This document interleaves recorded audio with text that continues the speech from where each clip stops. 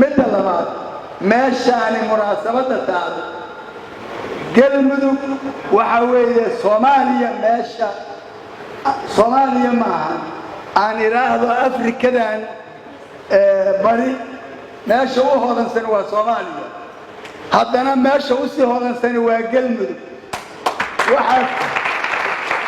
waxaa ku yaal waan ogahay 6 ceel oo ugu muhiimsan annaga lagu teesay badda ku yaaleen waagi hore waxaa la baari jiray dhulka ee biriga yahay hadda waa laga birigiyo wax ku jiraan waxaa loo guuray badda baa loo guuray hadday tahay khayraadkii badda ama ay tahay khayraadkii macaadiinta ama ay tahay khayraadkii badroolka